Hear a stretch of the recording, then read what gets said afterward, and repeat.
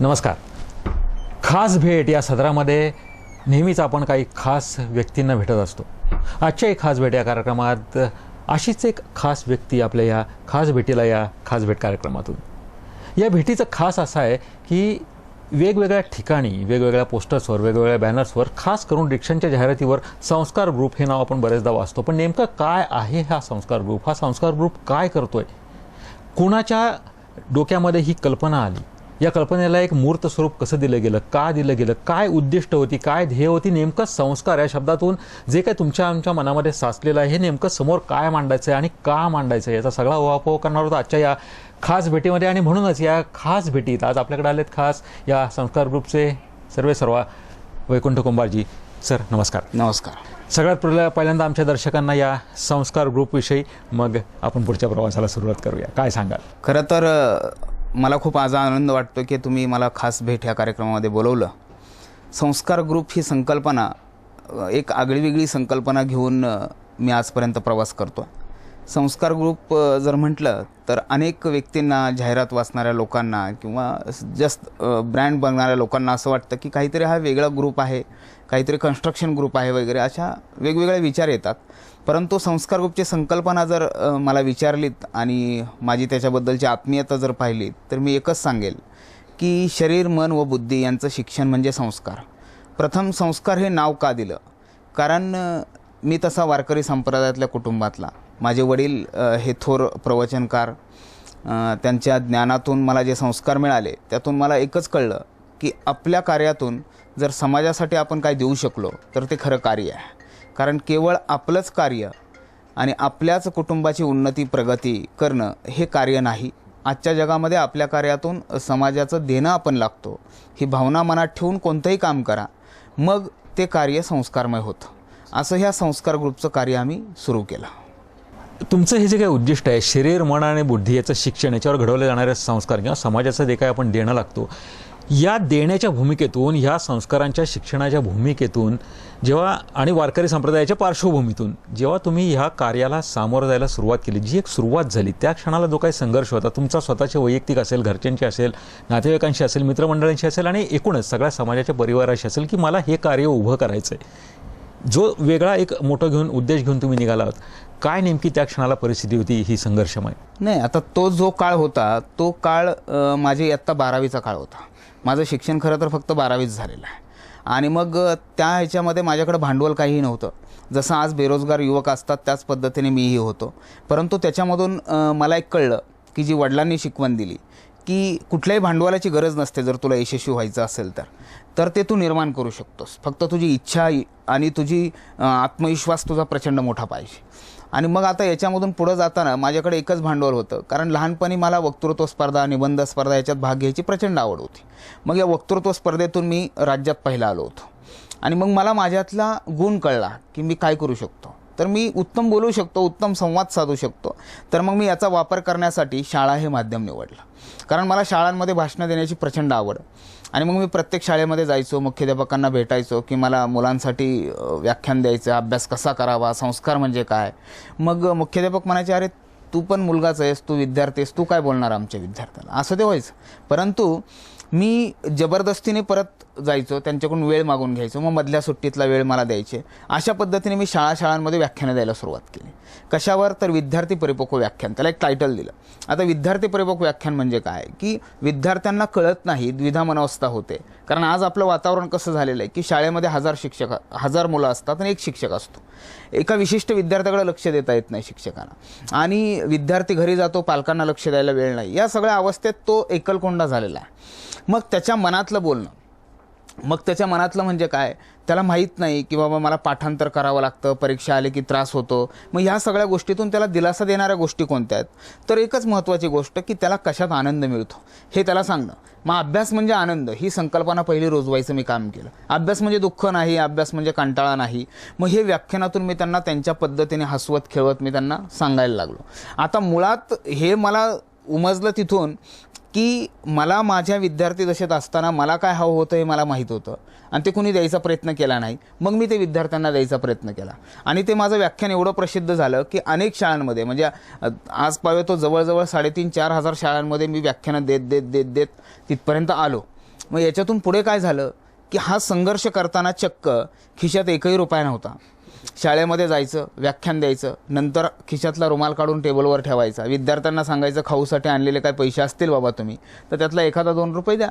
माझं highest collection 25-26 रुपये 27 रुपये असायचं आणि मग ते पैसे घेऊन मी यायचो आणि मग आनंद वाटायचा, अरे कुठलेही पैसे न लावता काही पैसे मिळाले बाबा. कारण आपल्यातला एक गुण मी ओळखला. म्हणजे मला याच्यातून एवढंच सांगायचं की प्रत्येकामध्ये काही गुण दडलेला असतो, तो त्याने फक्त विकसित करणं, त्याला पुशअप करणं गरजेचं असतं, प्रत्येकात असतो आणि त्यांनी जर त्याच्यावर काम केलं तर त्याला प्रचंड मोठं यश मिळतं. पण तो जर असंच म्हणत बसला की माझ्याकडे भांडवल नाही, मी काहीच करू शकत नाही, ह्या थिंकिंगने तो कधीही काही करू शकणार नाही. म्हणून मला असं वाटतं त्यावेळेचा जो संघर्ष होता तो संघर्ष आजच्या यशाला स्पष्टपणे कारणीभूत आहे. कारण तो जर संघर्ष मी केला नसता तर आज इथपर्यंत मी आलोच नसतो. त्यावेळी मी जर काही रेडीमेड मदत मागण्याची घाई केली असती किंवा मी वाट बघत बसलो असतो तर आज मी कदाचित तिथं नसतो. त्यामुळे संघर्ष करणं हा आपल्या आयुष्यातला एक महत्त्वाचा घटक आहे आणि म्हणून तर संघर्ष करण्यासाठी परमेश्वराने आपल्याला चांगले धडधाकड 2 हात पाय दिलेले आहेत आणि त्याचा वापर संघर्षासाठी करावा असं मला मनोमन वाटतं. संस्कार ग्रुपच्या पुढच्या प्रवासाकडे आपण जाणार आहोत, पण तत्पूर्वी आत्ता जो एक महत्त्वाचा मुद्दा तुम्ही मांडला की संघर्ष करण्याकरता परमेश्वरानं आपल्याला एवढी मोठी देणगी दिली आहे, पण या देणगीचा वापर कसा करावा, का करावा हे हल्लीचे विद्यार्थी आपण थोडंसं बाजूला ठेवू, पालकांना सुद्धा उमगत नाही ही वस्तुस्थिती. याचं कारण असं की आता शाळातून काउन्सिलर, समुपदेशकाची जी एक वाढती गरज आहे, मुळात ही गरजच उद्धृत करते की पालक आणि विद्यार्थी यांचा सुसंवाद हा संपलेला आहे. या परिस्थितीत जसं तुमच्या बोलण्यात आलं की तुम्हाला सांगणारं कुणी नव्हतं, त्यावेळी सांगणारे आपले फक्त त्यावेळी काय शिक्षक होते किंवा आपले अडाणी आईवडील असतील. या सगळ्या माध्यमातून आज आपली प्रगती आपण साधली संघर्ष करत. हा संघर्ष हल्लीची मुलं करत नाही आहेत आणि त्यामुळे ही काउन्सिलरची वाढती गरज आहे. या पार्श्वभूमीवर आमच्या पालकांना आणि मुलांना काय सांगाल संदेश? खरं तर ह्या सगळ्या संघर्षातून मला एक जाणवतं की मेहनत जर आपण करायचं ठरवलं तर यश हे हमखास मिळतं. फक्त मुद्दा असा आहे की मेहनत करताना आपल्या शरीराला येणारा आळस, थकवा या गोष्टींकडे आपण इतकं लक्ष देतो की आता मी 8 तास काम केलं, आता मी थकलो. ॲक्च्युली शरीर थकत नसतं पण मानसिकता तुमची थकलेली असते. म्हणून मला नेहमी वाटतं की मी एका दिवशी 3-3 शाळांमध्ये व्याख्यानं द्यायचो. बरं, व्याख्यानाच्या टप्प्यानंतर मी थांबलो का? नाही, संघर्ष थांबलाच नाही. आजही संघर्ष थांबला नाही. संघर्ष स्वरूप बदलतं पण संघर्ष थांबत नाही. मग कदाचित आज मला ऑफिसमध्ये बसून संघर्ष करावा लागत असेल, त्यावेळेस मला फील्डवर संघर्ष करावा लागत होता. व्याख्यानानंतर सुद्धा मी माझ्याकडचं मार्केटिंग कौशल्य मी विकसित केलं आणि असं म्हणतात की जेव्हा तुम्ही स्वतःला विकू शकता तेव्हा जगातली कोणतीही गोष्ट विकू शकता. मी चक्क वॉशिंग पावडर अर्धा किलो 1 किलोचे पॉकेट्स डोर टू डोर मार्केटिंगला सुरुवात केली कारण मला भांडवलाची गरज होती. मग भांडवल कुठल्या बँकेतून मिळत नाही, काय मिळत नाही. आज आपण अवस्था पाहतो की कर्ज घेण्यासाठी काय त्रास होतो. तर मग मी म्हटलं की आपल्या कार्यातून आपण भांडवल मिळवूया. मग मी वॉशिंग पावडर दरवाज्यावर विकायला सुरुवात केली. चक्क जनरल नॉलेजची पुस्तकं मी एस टी बसमध्ये आणि दरवाज्यावरती विकली आणि याच्यातून माझ्यातला एक गुण विकसित झाला, तो असा की कन्व्हिन्सिंग, लोकांना आपली पात्रता दाखवणं की मी काहीतरी तुमच्यासाठी महत्त्वाचं आहे, तुमच्यासाठी योग्य वस्तू घेऊन आलो आहे आणि ती त्यांना विकणं. ह्याच्यातला जो आनंद आहे म्हणजे मेहनतीतून मिळणारा हा छोटा छोटा समाधानाचा जो आनंद आहे तो अजून मेहनत करायला भाग पडतो. मला असं वाटतं की याच्यातून मी एक शिकलो की मी ध्येय ठरवायचो, टार्गेट. मग मी इयत्ता 7वीत असताना मला शिक्षकांनी प्रश्न विचारला होता की तुमची स्वप्न काय? मग प्रत्येकाने सांगितलं होतं कोण डॉक्टर, कोण इंजिनियर, कोण वकील. ज्यांच्या घरामध्ये ते झालेले असतात त्या पद्धतीने ते डुप्लिकेशननी स्वप्न सांगायचे. परंतु मी स्वप्न सांगितलं की मला भारताचा पंतप्रधान व्हायचं. मग मी सांगितलं, सगळे लोक हसली, शिक्षक हसले, विद्यार्थी हसले. मलाही विचित्र वाटलं, म्हटलं मी काय वेगळं बोललो का? पण नाही. मग मी घरी आल्यानंतर म्हटलं नाही, मी वेगळं नाही बोललो. मग मी ते कंपास बॉक्समध्ये लिहिलं, मला भारताचा पंतप्रधान व्हायचं. मला कळलं की स्वप्न लिहिल्यानंतर तीव्रता वाढते अशी तीव्रता वाढते की रोज कंपोस्ट बॉक्स उघडल्यानंतर समोर मी पाहायचो, अरे मला पंतप्रधान व्हायचं आहे. मग पंतप्रधान कसे असतात, कसे बोलतात, कसे चालतात, ह्याचं अनुकरण करण्याची आवड निर्माण व्हायला लागली. मग पंतप्रधानांची भाषणं ऐकायला, कसा ड्रेस करतात, कसं राहतात, कसे बोलतात, कसे भाषण देतात, ह्या सगळ्या गोष्टींचं अनुकरण. आणि त्याचा आयुष्यावर एवढा मोठा बदल झाला. मी स्वप्न लिहून ठेवायला सुरुवात केल्यानंतर मग हे तर माझं आयुष्याचं स्वप्न मी लिहून ठेवलं. मग छोटी छोटी स्वप्न लिहायला सुरुवात केली. मग मी आज शाळेमध्ये अतिशय उत्कृष्ट भाषण करणार, सगळेजण माझ्या भाषणासाठी टाळे वाजवणार, अशी छोटी छोटी स्वप्न. आणि त्याची तीव्रता एवढी वाढू लागली की माझी तयारी पण आपोआप व्हायला लागली. मग मला याच्यात सांगायचं हा की आपण जेव्हा आपलं ड्रीम सेट करतो, स्वप्न लिहून ठेवतो, तेव्हा त्याची तीव्रता तुम्हाला काम करायला भाग पाडते. तुम्हाला मेहनतीचा कंटाळा येत नाही. बरं, मेहनत म्हणजे काय हो, संघर्ष म्हणजे काय, तर आयुष्य जगण्यासाठी, सुख मिळवण्यासाठी जी तुम्हाला कृती करावी लागते तिला मेहनत म्हणतात. आणि ती तर करावीच लागते. आज मला तहान लागली, मग मी पाणी आणून देण्याची कोणाची वाट नाही पाहणार, तर मला उठावं लागेल, पाणी घ्यावं लागेल, प्यावं लागेल, समाधान वाटेल. ती मेहनत केली मी. मग तो पाणी पिण्यासाठीचा संघर्ष का? नाही. ॲक्च्युली मला जे हवं आहे ते मिळवण्यासाठी केलेली कृती म्हणजे संघर्ष. म्हणून संघर्षाची व्याख्या, मेहनतीची व्याख्याच बदलली पाहिजे. लोकांना मेहनत म्हणजे रस्त्यावर दगडी फोडणाऱ्यांकडे पाहून असं वाटतं की मला दगडीच फोडायचे. पण आम्ही असं म्हणतो की त्यांनीसुद्धा त्यांच्या जीवनात आनंद, सुख, 2 पैसे मिळवण्यासाठी ती त्यांची कृती म्हणजे मेहनत आहे. तसं आपल्या आयुष्यात आपल्याला जे हवं आहे ते मिळवण्यासाठी मेहनत करायला आणि संघर्ष करायला घाबरायची गरजच नाही आहे. 2च गोष्टी होतील, एकतर मेहनत करून प्रचंड यश मिळेल, नाहीतर अनुभव येईल. अपयशी व्याख्याच नाही. त्यामुळे अपयशाचा विषयच घ्यायचा नाही आहे. अपयश म्हणजे काय, प्रत्येक शब्दाला विरोधार्थी शब्द असतात म्हणून तो अपयश आहे. परंतु मी माझ्या आत्तापर्यंतच्या आराखड्यात एवढंच सांगू शकेल की संघर्ष आयुष्यातला कधी संपत नाही. आपल्याला नेहमी वाटतं की मी एका विशिष्ट संघर्षानंतर स्थिर होईल, समाधानी राहील, आनंदी राहील. असं होत नाही. तुम्ही जेव्हा जास्तीत जास्त आनंद मिळवण्याचा प्रयत्न करता तेव्हा जास्तीत जास्त संघर्ष पण करावा लागतो. म्हणजे एका विशिष्ट लेवलला तुम्हाला समाधान आणि त्याच विशिष्ट लेवलला संघर्षाची पातळीसुद्धा वाढत असते. त्यामुळं असं कधी होत नाही की संघर्ष कधी थांबेल. म्हणून नेहमी तत्पर, ज्याला आपण म्हणतो की ऑलवेज प्रिपेअर राहायला पाहिजे. आपल्याला नेहमी संघर्षाला तयार राहायला पाहिजे. म्हणजे मी तर असं म्हणतो की संघर्ष म्हणजे जेव्हा तुमच्या जीवावर बेततं तेव्हा तुम्ही किती संघर्ष करता. समजा आत्ता आपल्याकडे वाघ आला तर आपल्याकडे एखादा न पळू शकणारा माणूससुद्धा आपला स्वतःचा जीव वाचवण्यासाठी पळेल. तसं यश मिळवण्यासाठी पळा. जसं आपण आपला जीव वाचवण्यासाठी पळतो तसं यश मिळवण्यासाठी संघर्ष करा. आणि ती करण्याची ताकद तुमच्यात आहे. म्हणून आपल्याला परमेश्वराने जे काही सगळं ध्येय दिलेलं आहे तो संघर्षासाठीच दिलेला आहे. आणि म्हणून आपण म्हणतो जर नाही संघर्ष केला तर मग व्यायाम करावा लागेल. मग व्यायाम आणि संघर्ष एकच आहे. म्हणून आपला शेतकरी कधी आजारी पडत नाही, कारण तो मेहनत करतो, त्याच्या शरीराला सवय आहे मेहनतीची. परंतु श्रीमंत लोक परफेक्ट आजारी पडतात, कारण त्यांच्या शरीराला मेहनत नसते, व्यायाम नसतो. म्हणून संघर्षाची व्याख्या तुम्ही कशीही घ्या, पण तो करावाच लागतो, तो टाळता येत नाही. संघर्ष समाधानाची जी काय पातळी तुम्ही सांगितली किंवा मेहनतीला कृतीची जोड देऊन जो काही एक वेगळा अर्थ समोर मांडला आहे, ही सगळी परिपक्वता स्वतःच्या मनामध्ये साठवत आणि वाढवत असताना संस्कार ग्रुपची जी काय स्थापना झाली. आपल्या औपचारिक बोलण्यात जो काही मुद्दा आला की आळंदी रोडला माऊलींच्या पायापाशी तुमचं पहिलं ऑफिस आलं, मग आता 16 ब्रँचेस ज्या काय आपल्या वाढलेत, हा सगळा विस्तार होत असतानाचे तुमचे अनुभव काय आहेत, नेमकं काय सांगाल? आता हा विस्तार ज्या संघर्षातून निर्माण झाला, तर मुळात मी सुरुवात केली आळंदी श्री क्षेत्र माऊलींच्या समाधीपासून, की जिथं आम्ही एक छोटंसं, म्हणजे अगदी 500 स्क्वेअर फुटाचं पण ऑफिस नव्हतं, अगदी छोटंसं. एकूण आम्ही त्याच्यात 3 लोक आमचे ऑफिस चालायचे. एक झेरॉक्सचं दुकान होतं, एक माझा टेबल होता. बरं, काम काय करायचं, काय नाही, फक्त तिथं लोक भेटायला यायची म्हणून ऑफिस, टेबल. आणि मग त्याच्यात काय, मला ते ऑफिस झाडावं लागायचं, तेच माझं भाडं. म्हणजे अगदी छोटंसं ऑफिस, काय भांडवल नाही, काय नाही, आणि त्याचाच एक टेबल घेतलेला आणि त्याच्यातून ती सुरुवात झालेली, अगदी छोटंसं. मग तिथून त्याच ठिकाणी थोडं मोठं ऑफिस घेतलं, काम वाढलं. विद्यार्थी परिपक्व व्याख्यान देता देता पालकांच्या ओळखी झाल्या. मग विद्यार्थ्यांसाठी अजून काय करता येईल, तर मग विद्यार्थी परिपक्व स्पर्धा आम्ही सुरू केली, की ज्याच्यामध्ये प्रत्येक शाळेमध्ये जनरल नॉलेज, सामान्य ज्ञानावर आधारित एक 100 प्रश्नांची प्रश्नपत्रिका मी तयार केली. हे कशातून तयार झाली, दररोजच्या पेपर वाचनातून, वाचनाची सवय. आणि मग त्या वाचनातून काही प्रश्न पेपरला यायचे, मग ते प्रश्न मी काढून काढून साचवले. आज मी 2-2.5 लाख प्रश्न गोळा करून ठेवलेले आहेत. त्याच्यातून मी 100 प्रश्न विद्यार्थ्यांना, सगळ्यांच्या ऐकू लेवलला कुठला मॅच होईल प्रश्न, अशा प्रश्न आम्ही काढायचो. उदाहरण म्हणून ज्ञानेश्वरांनी ज्ञानेश्वरीचं लिखाण कुठे पूर्ण केलं, हा सामान्य प्रश्न आहे. असे प्रश्न मी काढून एक 100 मार्कांची प्रश्नपत्रिका बनवायची. मग त्याला विद्यार्थी परिपक्व स्पर्धा नाव दिलं. आणि ती प्रत्येक शाळेमध्ये राबवायची. मग त्याला कुठला तरी ॲड्रेस पाहिजे म्हणून ते छोटंसं ऑफिस. मग याच्यातून 20 रुपये फी होती स्पर्धेची. इतका चांगला रिस्पॉन्स आला त्याला. मला आता म्हणजे आशा निर्माण झाली की आपण काहीतरी आता चांगलं करू शकतो. मग मी जवळजवळ पुणे जिल्ह्यातल्या 850 शाळा, रत्नागिरी जिल्ह्यातल्या 300-350 शाळा, या सगळ्या शाळांमध्ये स्पर्धा राबवल्या. ऑफिसचं रूपांतर मोठ्या ऑफिसमध्ये झालं. तिथं झाल्यानंतर पालकांच्या जास्तीत जास्त ओळखी व्हायला लागल्या.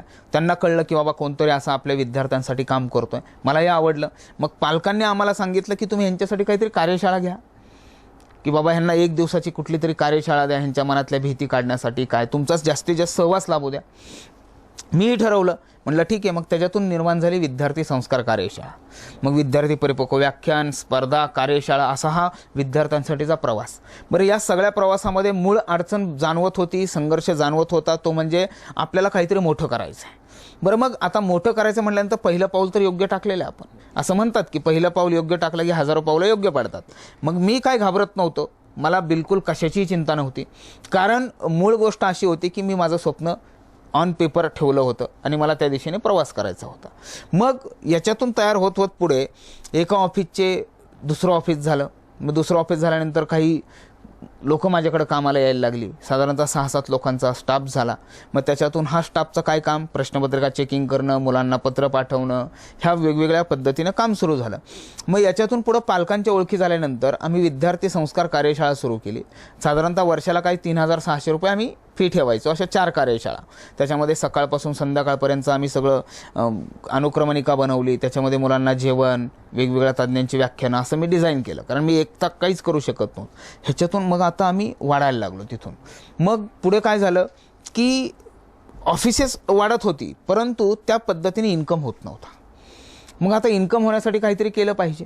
मग आता इन्कम होण्यासाठी सगळ्यात आपल्याकडे जर क्षेत्र म्हटलं तर सगळ्यांच्या तोंडावर आहे की सगळं जमीन खरेदी विक्री, रिअल इस्टेट असं. मग आपोआप हे सगळं सेट झाल्यानंतर पालकांनी मला भांडवल द्यायला सुरुवात केली. कारण पालकांच्या एवढ्या ओळखी झाल्या होत्या की एक फॅमिलियर झालो होतो आम्ही. मग अशा सगळ्या विद्यार्थ्यांचे पालक मला कोण 1 लाख, कोण 50,000 अशा पद्धतीने माझ्याकडं गुंतवणूक द्यायला लागले. ह्याच्यातून झालं काय, आम्ही रिअल इस्टेटचा व्यवसाय सुरू केला. आणि मग मी त्यांना प्रामाणिकपणे प्रत्येक वर्षाला नफा द्यायला सुरुवात केली. त्याच्यातून आमचा आकार आलेला हॅप्पी फॅमिली पॅकेज. त्याचा स्रोत एवढा वाढला की आजपर्यंत 2 लाख कुटुंब आमच्या हॅप्पी फॅमिली पॅकेजमध्ये सहभागी आहेत. आता हॅप्पी फॅमिली पॅकेजची संकल्पना इतकी आम्ही सुंदर बनवली की एकाच प्लॅटफॉर्मवर त्या कुटुंबाला लागणाऱ्या सगळ्या सेवा आम्ही देऊ शकतो. मग त्यांना इन्शुरन्स सेवा असेल, कर्ज सुविधा असेल, अनेक गोष्टी असतील, ह्या आम्ही द्यायला सुरुवात केली. मग ह्याच्यातून पालक आमच्या जास्तीत जास्त जवळ आले.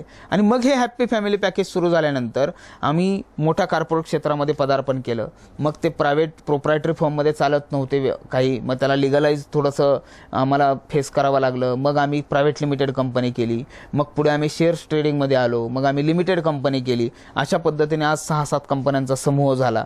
आणि मग त्याला संस्कार ग्रुप आपण असं नामकरण म्हणतो. एकूणच संस्कार ग्रुपचा विस्तार हा या पद्धतीनं होत गेला आहे. जाणून घेणार आहोत या विस्ताराविषयी, वैकुंठजींच्या पुढच्या नियोजनाविषयी आणि आत्ताच्या कार्यातल्या सगळ्या खाचाखोचांविषयी, पण एका छोट्याशा ब्रेकनंतर.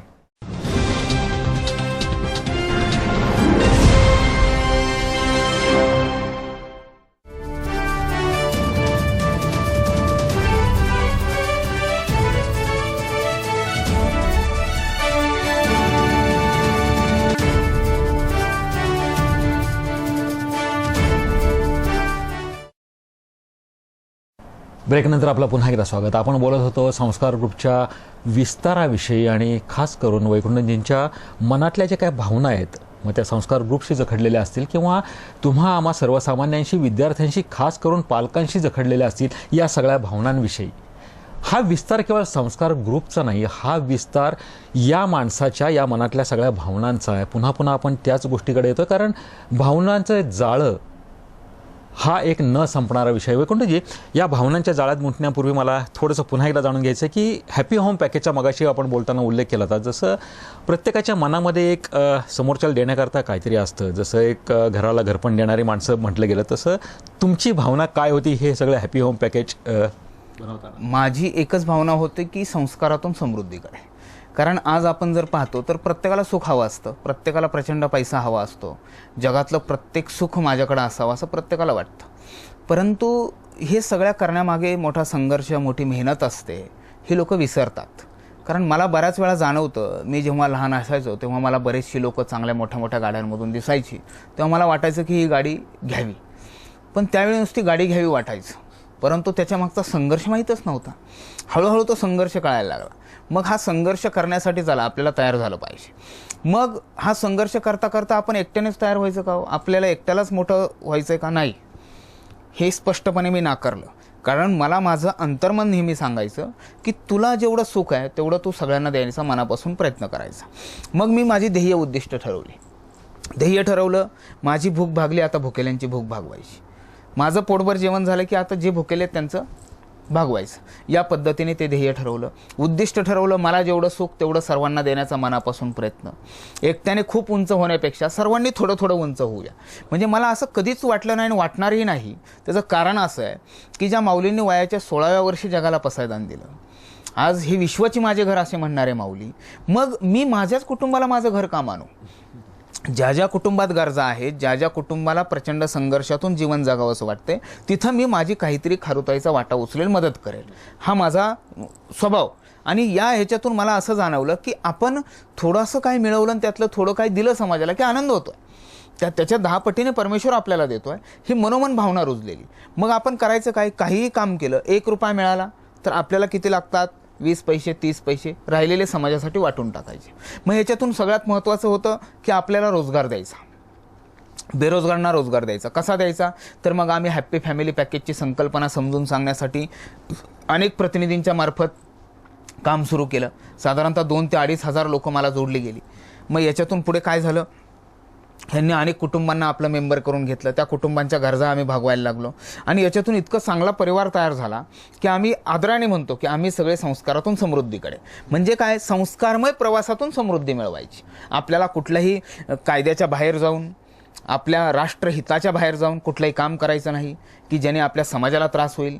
असं कोणतंही कार्य न करता समृद्धी मिळवायची, म्हणून तिला संस्कारातून समृद्धीकडे आम्ही म्हणतो. म्हणून हा जो प्रवास आहे हा संस्कारातून समृद्धीकडे ह्या ब्रीद वाक्याद्वारे आम्ही सांगतो लोकांना. म्हणजे काय की आज मी समाजाचं काहीतरी देणं लागतो, हा पहिला स्वभाव माझा झाला पाहिजे. मला जर मी एखाद्या कार्यातून फक्त स्वतःचं हित साधत असेल तर तो मानव नव्हे, पहिली गोष्ट. कारण राष्ट्रहित त्याच्यात झालं पाहिजे. हा भारत देश माझी आई आहे, माझी ही मातृभूमी आहे. मी याच्यासाठी काहीतरी देणं लागतो. कारण मी फक्तच ह्या मातीत खेळतो, मी फक्त ह्या मातीला चांगला म्हणतो, भारत देश महान म्हणतो, नाही. समाज बदलला पाहिजे, पण त्या बदलाचा मी एक भाग असलो पाहिजे, हे कुणी विसरता कामा नये. मग समाज काय बदलला पाहिजे? सगळ्यांनी छान राहिलं पाहिजे, कुणी कचरा टाकला नाही पाहिजे, हे प्रत्येकाने ठरवलं पाहिजे. एकट्याने ठरवून होत नाही. म्हणून मग मी माझ्या विचारांची लोक एकत्र करायला सुरुवात केली. आणि मग असा हा सगळा संस्कार ग्रुप एकत्र झाला. आणि मग ज्याला आज आपण म्हणतो की संस्कार ग्रुप, संस्कारातून समृद्धीकडे. एक महत्त्वाची गोष्ट जी आता तुमच्या बोलण्यातून जाणवत राहिली की 1 तीळ 7 जणांनी वाटून खावा, हे आपल्यावरचे संस्कार होते. हे सगळ्यांनी मिळून केलं पाहिजे तर हा समाज थोडासा उन्नत होईल, हा एक त्यातला भाग होता. पण वस्तुस्थिती अशी आहे की हे चांगलं, हे कोणीतरी केलं पाहिजे असंच म्हणणारे जास्त आहेत. हे कोणीतरी केलं पाहिजे म्हणजे कोण? या कोणची भूमिका जी तुम्ही स्वीकारलीत की तो कोणी नाही, तो मीच आहे, भले कोणी माझ्यासमोर येवत की नव्हत, हे समाजामध्ये प्रत्येक ठिकाणी घडलं पाहिजे. ही वस्तुस्थिती असताना सुद्धा या सगळ्या अध्यात्मातनं तुमची जी काही पार्श्वभूमी, संस्कारांचं एक देणं तुमच्या मनात आहे, ह्या सगळ्या देण्यातून जे काही घडत गेलं आहे, पण हे घडत असताना किंवा घडवत असताना जो काही सामाजिक म्हणा किंवा राजकीय काही थोडा बहुत संघर्ष करावा लागला असेल, जे काही हेवेदावे निर्माण झाले असतील, कटू आठवणीविषयी आपल्याला काय सांगता येईल थोडंसं? कटू आठवणीमध्ये पहिल्यात सगळ्यात वाईट आठवण जी मला जाणवते की जी मला आज प्रचंड ऊर्जा देणारी आहे की मी माझ्या वडिलांच्या उपचाराचा खर्च करू शकलो नाही. कारण माझे वडील उपचाराअभावी मी गमावले. कारण त्यावेळी परिस्थिती इतकी प्रचंड भयानक होती की कुठल्याही पद्धतीने व्यवसाय सेट नव्हता. वडील माझे आजारी पडले होते. आणि आज वडिलांचं एक वाक्य होते, माझे वडील जपसिद्ध होते, त्यांचा 13 कोटी नामजप झाला होता.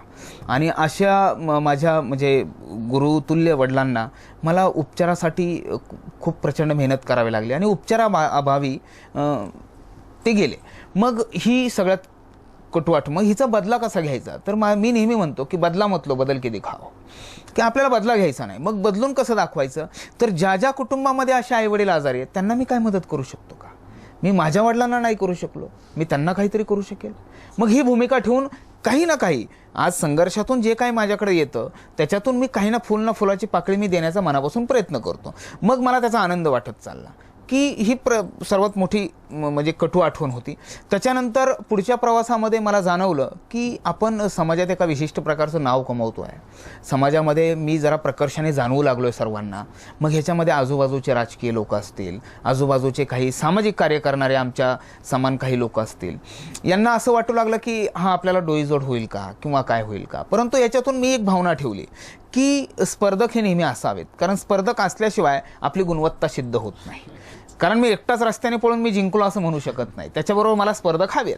त्यामुळे मी ह्यांचं स्वागत करायला लागलो आणि मी माझ्या व्यवसायाच्या संकल्पना, मी माझ्या व्यवसायाच्या सगळ्या गोष्टी मी या लोकांसोबत स्वतः जाऊन शेअर करायला लागलो. मला असं काही वाटलं नाही की मी काही गुप्त ठेवावं, काही झाकली मूठ ठेवावी, असं काही नाही. आणि मी आजही सडेतोड माझ्या मनात जे आहे ते स्पष्ट बोलण्याचा माझ्या स्वभावामुळे मी अगदी क्लिअर बोलून जातो. त्यामुळं लोकांना जाणवू लागलं की नाही बाबा, हा काय याच्यासाठी करत नाही आहे, काय ह्याला काय असं कुठलं काय राजकारणात मोठं स्थान वगैरे काय नको आहे. ह्यांना मला प्रॉपरली लोकांसाठी काम करायचं आहे. कारण मी नेहमी परमेश्वराजवळ एकच प्रार्थना करतो की मला जिवंत ठेव तोपर्यंत, जोपर्यंत ह्या भारतातली गरिबी दूर होत नाही. कारण मला भारतातली गरिबी दूर करायची आहे. प्रत्येकाला ते आयुष्य द्यायचं आहे की जे आयुष्य आज आपण जगतो आहे. कारण असे अनेक कुटुंब येतो की ज्या कुटुंबांना काहीच दिशा माहीत नाही, काहीच शिक्षण माहीत नाही, रोजगार माहीत नाही, पैसा माहीत नाही, फक्त कष्ट आणि कष्ट. मग ह्या कुटुंबापर्यंत आपण एखादा विचार पोहोचवू शकतो. ही भूमिका माझी आहे. त्यामुळं मला ह्याच्यात कुणी हो म्हटलं, कुणी नाही म्हटलं, ह्याचा मी कधीही विचार केला नाही. कारण मला नेहमी असं वाटतं की तुम्हाला आशीर्वाद देणारे लोक कमी असतील, तुम्हाला नाकारणारे लोक प्रचंड असतील. पण मला असं वाटतं ज्या संतांनी आज संतांच्या समाधीवर आपण माथी टेकतो त्यांनी तर दगडांचा मार सहन केला आहे. आज त्यांनी एवढा संघर्ष करून आज त्यांच्यात माथी टेकायला जातोय आपण. मग म्हणून मला असं वाटतं ज्या झाडाला गोड फळे लागतात की नाही त्याला दगडांचा मार सहन करावा लागतो. तसं आता आम्ही जेवढं गोड देऊ तेवढा मार सहन करण्याची शक्ती परमेश्वर देतोय. त्यामुळे ज्याला आनंद वाटत असेल, जर आपण एखाद्याच्या आनंदाला निमित्त होत असू तर ते सुद्धा सुखाचं कारण आहे. त्यामुळे या सगळ्या प्रवासात ह्या कटुगोड आठवणी येत राहतात आणि येतील सुद्धा. परंतु माझं एकच नेहमी मला स्वतःला सांगणं असतं की बघ, प्रवासामध्ये रस्त्यावरनं चालताना गतिरोधक असतात. मग ती काय तुमचा वेग कमी करताना असतात. आणि वेग कमी करणं म्हणजे काय थांबणं नव्हे, तर वेग कमी करणं म्हणजे नियंत्रण ठेवणे. आज मी एक सुसाट धावत सुटलो तर मलाही कळणार नाही मी कुठं जाऊन पोहोचेल.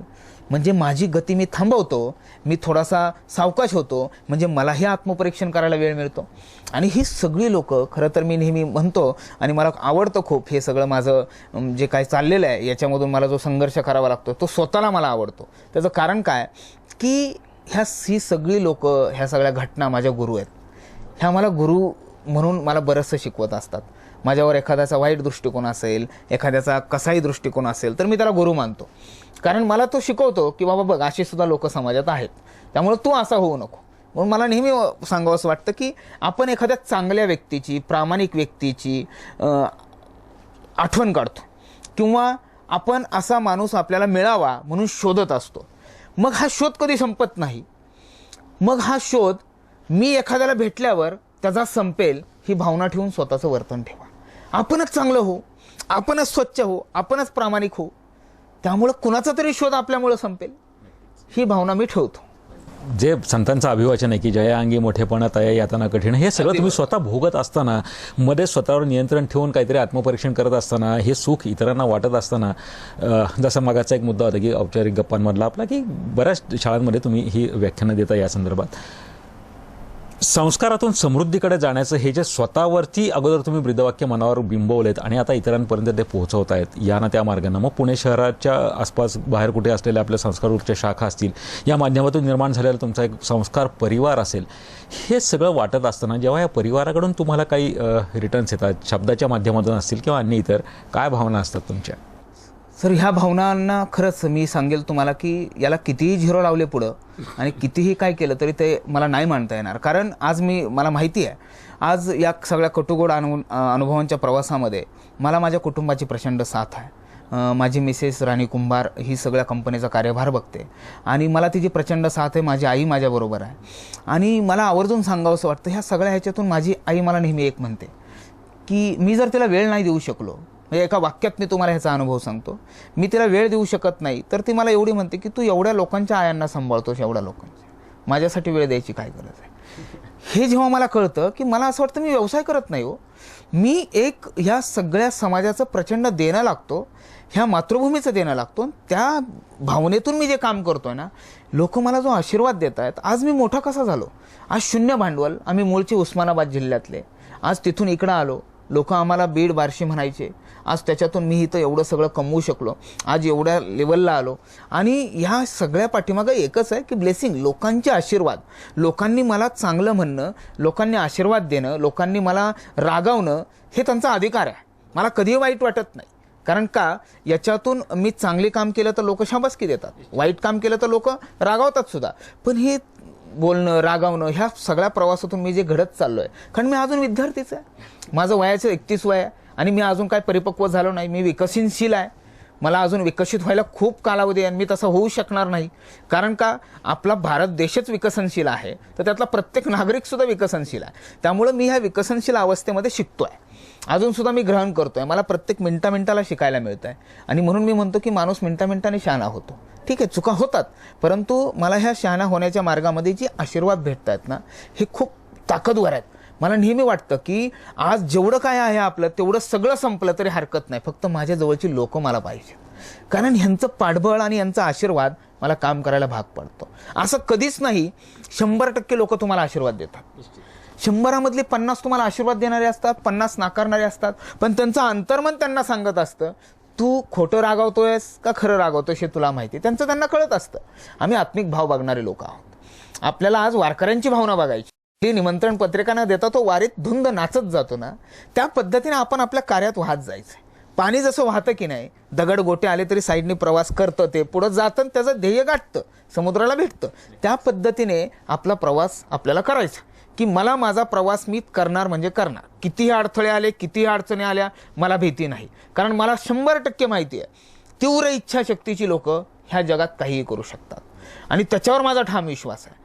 म्हणून माझ्या सिद्धांताप्रमाणे मी जो प्रवास करतोय, अडचणी कितीही येऊ द्यात, म्हणजे माझं सगळ्या प्रेक्षकांना सुद्धा सांगणं आहे की आपल्या प्रवासामध्ये कितीही अडचणी येऊ द्या, कितीही दगडगोटे येऊ द्या, प्रवास कधी थांबवायचा नसतो. थांबा, विश्रांती घ्या, पण परत चालू करा. कारण काय होतं, आपण हरत नसतो, आपलं मन हरलेलं असतं. त्या मनाला परत ताजेतवाने करूया, परत आपण. कारण याच्यामधून वाचनाचा सगळ्यात मोठा आधार घ्या. सेल्फ डेव्हलपमेंट, व्यक्तिमत्व विकासाची पुस्तकं वाचा.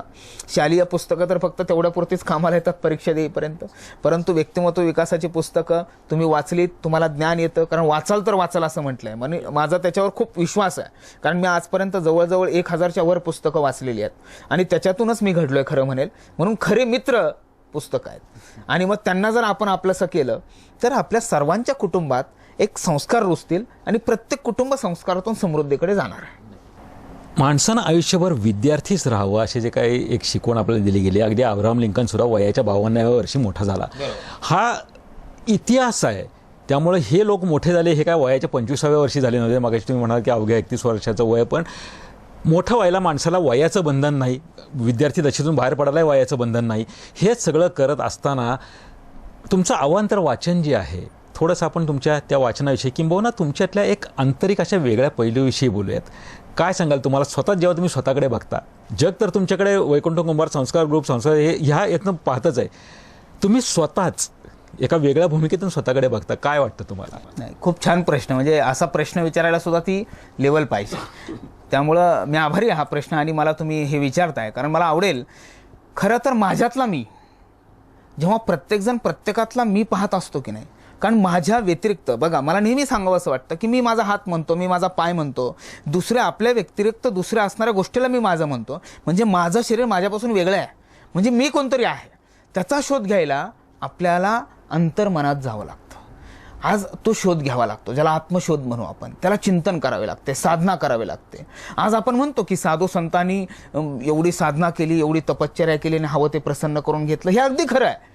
जरी वास्तविक आहे का नाही मला माहीत नाही, झालं की नाही माहीत नाही, परंतु हा सिद्धांत खरा आहे. जेव्हा मी माझा शोध घेतो की नाही, तेव्हा मला आतून असा आवाज येतो, ए बघ, तू हरलेला नाही आहेस, तू पुढं जाण्यासाठी जन्माला आलेला आहेस. तू आणलं काय होतंस? काहीच नव्हतं. मग तू घेऊन काय जाणार आहेस? काहीच नाही. जे तुला करायचं आहे ना, ते असं मोठ्या हृदयाने, मोठ्या मनाने करत राहा. तुला काही होणार नाही. कारण आज ज्याच्याबरोबर देव होता त्यालाही संघर्ष करावा लागलेला आहे. हे कोण सांगू शकतं? हे मोटिवेशन कोण देऊ शकतं? तर मी माझा. मला मीच देऊ शकतो. म्हणून असं म्हटलेलं आहे सद्गुरूंनी, तूच आहेस तुझ्या जीवनाचा शिल्पकार.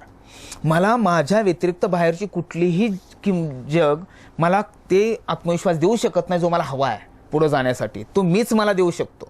म्हणून मी माझ्यातला जेव्हा शोध घेतो त्याचं एक गुपित असं आहे की मला जेव्हा मी विचारतो, अरे आज मला खूप थकवा आला आहे, आज मला खूप त्रास होतोय, परंतु मला काम करायचं आहे, तेव्हा माझ्यातला मी आणि मला तो म्हणतो की उठ, तू याच्यासाठी आलाच नाही आहेस, तुझं ध्येय काय, वाच, तू काय करतोयस. आज तुझ्यासारखी कितीतरी बेरोजगार पडलेली आहेस. म्हणजे रस्त्याने जाताना पूर्ण ट्रॅफिक जाम झालं, बघतोय तर काय, पुढे एखादा दगड पडलेला आहे, कोणच तयारी नाही हो उचलून पुढे करायची. मग मला माझं अंतर्मन सांगतं, उठ, तू उठ, भले तुझी गाडी कितीही मागे असू दे, उठ, तो दगड काढ, सगळ्यांचा प्रवास मोकळा कर. मग मला ह्याच्यात माहीत नाही कोणत्या जाती धर्माचे लोक पुढे जाणार आहेत, कोणत्या जाती धर्माच्या लोकांना मी करतोय, मला ह्याच्यात जाती धर्म किंवा काय ह्या सगळ्या गोष्टी निंदनीय वाटतात.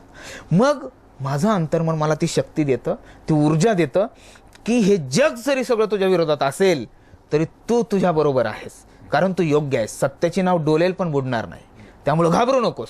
तू सत्य आहेस, तुझा संकल्प सत्य आहे, तुझा आंतरिक शक्ती तू जगाच्या कल्याणासाठी वापरणार आहेस, मग तुला घाबरायचं नाही. मग हे गुपित आहे.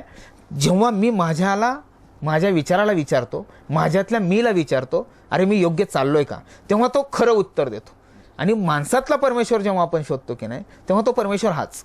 म्हणून माझी परमेश्वराची एक व्याख्या आहे आणि मी त्यांना आवर्जून सांगेल. परमेश्वर, देव प्रसन्न होणं म्हणजे काय, एक चांगला विचार तुमच्या मनामध्ये आला की तुम्हाला परमेश्वर प्रसन्न झाला. जसं माझ्या मनामध्ये एक चांगला विचार आलेला आहे, मला समाजासाठी काहीतरी करायचं आहे, मग आणखी काय राहिले देव प्रसन्न करून घ्यायचं. देव काय असं वास्तविक येणार नाही, तुम्हाला पैसे देणार नाही, बरोबर. म्हणजे देवा मला पास कर, अरे मूर्खा अभ्यास कर, त्या पद्धतीने. देवा मला सुख दे, अरे मूर्खा काम कर, प्रयत्न कर, त्या पद्धतीने. म्हणजे तुमच्या मनामध्ये समाजाविषयी, अनेक लोकांविषयी चांगले विचार येणं, चांगलं काम करण्याची बुद्धी तुम्हाला निर्माण होणं, ही बुद्धी जो निर्माण करतो ना, तो परमेश्वर, तो म्हणजे भाग्यवंत, की मला असं वाटतं की त्याला परमेश्वर प्रसन्न झालेला आहे. हा सगळा जो काही लढा आहे ना, की स्वतःमधलं परीक्षण, म्हणजे कोहम सोहम हे जे काय होतं, कोण आहे, मी आहे, जो एक इतिहास होता की नेपोलियन आणि सिकंदर, एकाचं म्हणणं होतं की nothing impossible in the world, जगात अशक्य काही नाही, आणि दुसरा म्हणला आय एम, मी आहे, बस बाकी काही नाही. हा विश्वास आपल्याकडच्या संतांनी काही वेगळ्या भाषेत मांडला. जसं मगाशी म्हणाल की सद्गुरूंचं तूच आहे, तुझ्या जीवनाचा शिल्पकार, विचार बदला, नशीब बदलेल, हे सगळं थोड्या बहुत आपल्या सर्वसामान्य मंडळींना समजेल्या सोप्या भाषेत आणण्याचा प्रयत्न केला गेला आहे. हे सगळं समाज परिवर्तन करण्याकरता, समाजाची समृद्धी होण्याकरता हे सगळं कुठंतरी काहीतरी एखादी गोष्टीची रुजवात व्हावी लागते. बी पेरलं तर वृक्ष उगवतो. तद्वत या ज्या गोष्टी तुमच्या मनामध्ये निर्माण झाल्या, तुमचं जे नियोजन होतं, ज्या क्षणाला तुम्ही सुरुवात केली ती, मला कुठं जायचं, हा संस्कार ग्रुपचा किंबहुना वैकुंठ कुंभार यांचा प्रवास कुठपर्यंत पोहोचला आहे, स्वतःविषयी काय वाटतं तुम्हाला, तुमचं नियोजन कितपत झालं आहे, काय बाकी आहे, काय सांगाल? नाही, आत्ता तर मी जसं आपण म्हणतो की मी सिनियर KGत आलेलो आहे आणि खरं तर मला अजून प्रवास खूप बाकी आहे. आता सिनियर KGतून मला फर्स्टला ॲडमिशन घ्यायचं आहे. मग फर्स्टला ॲडमिशन घेताना आता तयारी जोरदार सुरू आहे. त्यामुळं प्रवास काहीच नाही झाला. ही तर खरी म्हणजे म्हणतो ना आपण, पुस्तक वाचायला घेतलं की नंतर प्रस्तावना असते ना, ती झालेली आहे ही सगळ्या प्रवासाची. आता तर खरा प्रवास सुरू होणार आहे. आता तरी मला कुठं कळलं आहे काय कायदे असतात, कसे पाळावे लागतात, कसा व्यवसाय करायचा असतो, कसं लोकांना मानसिक समाधान द्यायचं असतं, हे सगळ्या गोष्टी मला आत्ता कळल्यात आणि इथून खरं पुढं प्रवास चालू आहे. म्हणजे कदाचित मला असं वाटतं की मी आत्ता फक्त अभ्यास करून घेतला आहे की मला आता काय करायचं आहे. मग आता मी ठरवलेलं आहे की मला भारत देशाच्या पंतप्रधान पदापर्यंत जायचंच आहे, मी जाणारच आहे. आणि मला माहिती आहे मी रोज त्या फिलिंग घेतोय. आत्तासुद्धा तुमच्याशी मुलाखत देताना तुम्ही पंतप्रधानांची मुलाखत घेता ह्या भावनेतूनच मी बोलतोय आणि राष्ट्राला उद्देशूनच बोलतोय, ही भावना मला येते. आणि आकर्षणाचा सिद्धांत काम करतो तसं ही सृष्टी माझ्या भावना ऐकते. म्हणजे असं म्हणतात की तुम्हाला जे वाटतं ते तुम्ही होता, सोच बदलो जिंदगी बदलेगी. तसं माझे विचार बदलले की माझं जग बदलणार आहे, हे प्रत्येकाने ठरवलं पाहिजे. म्हणून माझा हा जो प्रवास आत्ता मी सुरू केलेला आहे, असं म्हणेल की हा कालचा प्रवास आहे. आता उद्यापासून मी परत नवीन प्रवास सुरू करतो आहे. कारण माझ्या वडिलांनी एक शिकवण दिलेली आहे की रोज कमवलेले शिळे पैसे परमेश्वराच्या समोर ठेवायचे आणि आता ताजा पैसा कमवायला बाहेर पडायचं. तशा पद्धतीने ताजं रक्त घेऊन परत आता ह्या सगळ्यात, कारण आपल्यात रक्त कोणाचं आहे, शिवाजी महाराजांचं रक्त आहे. आणि शिवाजी महाराजांनी एकच शिकवलेलं आहे की तलवार नसली, ढाल नसली म्हणून काय युद्ध वाचून आपण थांबतो की काय, नाही, वेगवेगळ्या पद्धतीने त्यावेळी त्या कसोट्या अवलंबून आपण जिंकतच आलेले आहेत. आपले महाराज स्वराज्याची स्थापना केलेली आहे आणि आज काय आपल्याला शिवाजी महाराजांसारख्या लढाया तर करायच्या नाही आहेत, जीवावरचं तर काय खेळायचं नाही आहे. मग करायचं काय तर संघर्ष कशासाठी करायचा, ह्या जनतेसाठी करायचा, राष्ट्रासाठी करायचं, घाबरायचं काय नाही. म्हणून मला आवर्जून वाटतं की ह्या प्रवासामध्ये पुढ्या मी ह्या भारत देशातल्या गोरगरिबांसाठी मला काम करायचं आहे आणि त्याच्यासाठी मी वेगवेगळ्या योजना आणतोय. आत्ताच आम्ही संस्कार आयुर्वेद ही एक जनकल्याणकारी योजना सुरू केलेली आहे. आदरणीय माझे गुरु डॉक्टर रवींद्र नांदेडकर यांच्या माध्यमातून, त्यांच्या 22 वर्षाच्या अथक संशोधनातून आम्ही संस्कार आयुर्वेद ही संकल्पना आम्ही सुरू केलेली आहे की ज्याच्या माध्यमातून आम्ही मधुमेहासारखा मोठा आजार की आता भारत त्याची राजधानी होऊ पाहतोय, अशा मोठ्या आजारावर नियंत्रण ठेवण्यासाठी काही उत्पादनं आम्ही सुरू केलेली आहेत आणि याच्या माध्यमातून आम्ही आता भारतभर नव्हे तर जगभर पोचतो आहोत. आणि याच्यातून आम्ही, कारण कसं आहे, भारत महासत्ता जर व्हायचा असेल ना तर आधी सर्व आपल्या भारतीयांना सुदृढ आरोग्याची गुरुकिल्ली प्राप्त झाली पाहिजे.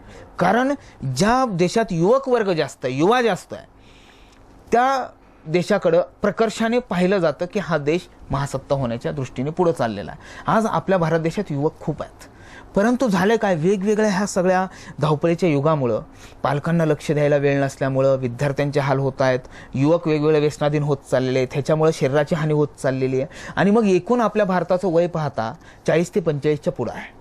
म्हणून आपल्याला ते कमी कसं करता येईल, तरुण कसं करता येईल, ह्याच्यावर आम्ही प्रकर्षाने आता काम करणार आहोत. म्हणून संस्कार आयुर्वेद ही एक नवीन संकल्पना आम्ही सुरू केलेली आहे. त्याच्या माध्यमातून आम्ही सगळ्या आजारांवर हमखास आयुर्वेदिक उपचार अशी काही उत्पादनं आम्ही आणलेली आहेत. त्याच्यातून रोजगार निर्माण करतोय. ज्यांनाही रोजगाराची संधी हवी आहे त्यांनी आमच्याकडे आल्यानंतर आम्ही त्यांना, आमच्याकडे वय शिक्षण कुठलीही अट नाही, आम्ही त्यांना रोजगार देतोय, प्रशिक्षण देतो उत्कृष्ट आणि त्यांच्या विभागात त्यांना आम्ही संस्कार आयुर्वेदच्या माध्यमातून तुम्हीही आरोग्यमय व्हा आणि इतरांनाही करा अशा पद्धतीने आम्ही त्यांना रोजगार देतो. मग ह्या सगळ्या एक एक संकल्पना आम्ही करतोय. आत्ता आमचा एक डेअरीचा प्रोजेक्ट येणार आहे, त्याच्यामध्येही आम्ही खूप चांगल्या शेतकऱ्यांसाठी आम्ही काही योजना राबवतोय. आमचं ॲग्रो किसान विकास केंद्र आहे की ज्याच्यामधून आम्ही शेतकऱ्यांना वेगवेगळ्या पद्धतीने त्यांच्या प्रोजेक्टसाठी मदत करणार आहोत. असे वेगवेगळे प्रोजेक्ट आम्ही आत्ता राबवतोय. भविष्यामध्ये आम्हाला अनाथ मुलांसाठी आपलं गाव नावाची संकल्पना आहे की जो प्रत्येक कुठलाही भिकारी असेल, अनाथ मुलगा असेल, तो आपल्या गावामध्ये येऊन राहील. त्याला कुठला प्रवेश नाही, त्याचा कुठला फॉर्म भरून घेतला जाणार नाही, काय नाही. त्याला तिथं रोजगार दिला जाईल, तो तिथं काम करेल आणि छानपैकी तिथं राहील. मग नुसते अनाथ मुलंच नाही तर अनाथ आजी आजोबा असतील, आईवडील असतील की जी मुलं आज संस्कारांच्या अभावी, म्हणजे मला एक सांगायचं तुम्हाला की इथं संस्कार म्हणजे आईवडील कष्ट घेऊन शिकवतात मुलांना, मुलं मोठी होतात, इंजिनियर होतात, डॉक्टर होतात आणि नंतर आईवडिलांना सोडून देतात. त्यांना त्रास होऊ लागतो कारण नवीन एक सुंदर त्यांना चांगली बायको मिळालेली असते आणि त्याच्यामुळं ते त्यांचं आयुष्यामध्ये अडथळा ठरणाऱ्या आईवडिलांना बाहेर काढतात. ही इतकी खटकणारी गोष्ट आहे. वृद्धाश्रमांची वाढणारी संख्या ही प्रकर्षाने दाखवून देते आपल्याला. तर मग ह्याच्यात काय की म्हणजे शिक्षणाने माणूस पैसा कमवायला शिकतो, पण तो कसा वापरायचा हे संस्कार शिकवतात. त्या पद्धतीने आम्ही ह्याच्यावर प्रकर्षाने अधोरेखित करून आम्ही आता आळंदीसारख्या ठिकाणीच एक असं संकल्पना उभी करतोय की जिथं ज्या ज्या युवकांनी आपल्या आईवडिलांना सांभाळायला असमर्थ ठरतायत अशांना माझा आधार आहे. म्हणजे अनाथांना हात संस्कारांचा असा आमचा तो कन्सेप्ट आहे. ती लोक तिथं येऊन राहतील, मग आम्ही त्यांच्याबरोबर अनाथ मुलं येतील, असा एक परिवार उभा करतोय आम्ही की ज्याच्यामध्ये त्या सगळ्या वृद्ध आई वडिलांचा नातू म्हणून ही सगळी मुलं तिथं एकत्र राहतील, असं आम्हाला कुटुंब उभं करायचं आहे. आणि ह्याची अनेक ठिकाणी आम्ही ह्याच्या शाखाज वगैरे आम्ही करणार आहोत. हा आमचा पुढचा भविष्यातला नियोजन आहे. आणि या सगळ्यातून मला आवर्जून सांगावं वाटतं की म्हणजे प्रेक्षकांसाठी सुद्धा आपण कितीही मोठे झालो तरी आपण आपला सगळ्यात मोठं दैवत आपले आईवडील यांना सोडता कामा नये. कारण असं म्हटलं जातं की 100 मुलांना एक आई सांभाळू शकते, पण 100 मुलं एका आईला सांभाळू शकत नाही. मग त्या मातृला त्या आईवडिलांना आपल्याला मनापासून अंतर्मनापासून सांभाळलं पाहिजे आणि त्यांचा शेवटच्या दिवसांमध्ये आपण त्यांची साथ निभावली पाहिजे. हा संदेश एक संस्कारच्या माध्यमातून मी देऊ इच्छितो आहे. आपलं गावचा एक हा स्तुत्य उपक्रम तुमच्या नियोजनामध्ये आहे. इतरही काही भावना तुम्ही आत्ता व्यक्त केल्यात. आता एक छोटासा प्रश्न असा उरला की संस्कार आयुर्वेद हे जे काय आता तुम्ही चालू केलं की मधुमेह मुक्त भारत ही एक संकल्पना तुमच्यामध्ये आहे. काय सांगाल याविषयी, जे आत्ता तुम्ही चालू केलं, काय मिळतोय प्रतिसाद, काय परिस्थिती आहे? खरं तर प्रतिसाद इतका प्रचंड आहे. आज आपण जर पाहिलं प्रत्येक 2:1 प्रमाणे प्रत्येक व्यक्तीला डायबिटीस आज डिटेक्ट होतं. आज शुगरचं प्रमाण खूप वाढत चाललेलं आहे. आज मला आठवतं हे सुरू करण्यामागची एक भावनिक कथासुद्धा आहे छोटीशी की ज्याच्यामध्ये माझ्या आईला डायबिटीस होता. 15 ते 20 वर्षापासून. सकाळी 20 इन्सुलिन, संध्याकाळी 8 इन्सुलिन. अशा प्रवासामध्ये मी जसा आत्ता प्रेक्षकांना संदेश दिला, तर मग मी माझ्या आईला अगदी आरोग्यमय सुदृढ मला पाहायला आवडतं. मग हे इन्सुलिन घेणं, साखर बंद, ह्या सगळ्या गोष्टीमधून मी प्रचंड वैतागलो होतो. म्हणजे मला त्रास होत होता. मी एवढा सक्षम असून सुद्धा मी उपचार करू शकत नाही. मग मी चांगल्या चांगल्या हॉस्पिटलमधून उपचार करण्याचं ठरवून सुद्धा मी काय तिचा डायबिटीस पूर्ण बरा करू शकलो नाही. मग मला कुठून तरी माहिती मिळाली की डॉक्टर श्री रवींद्र नांदेडकर यांच्याविषयी. मग मी त्यांच्याला एक 6-7 वर्षापूर्वी त्यांना अटॅच झालो. त्यांची औषधं वापरायला सुरू. विश्वास नव्हता माझा, कारण आयुर्वेद म्हणजे हळूहळू रिझल्ट येईल. आत्ता तर माझ्या आईला एकदम इन्स्टंट रिझल्ट पाहिजे काय. पण मी पहिल्यांदा असं पाहिलं माझ्या आयुष्यामध्ये की आयुर्वेद डायबिटीसवर इतकं चांगलं नियंत्रण मिळवू शकतो, आणि तो पण तात्काळ. हे मला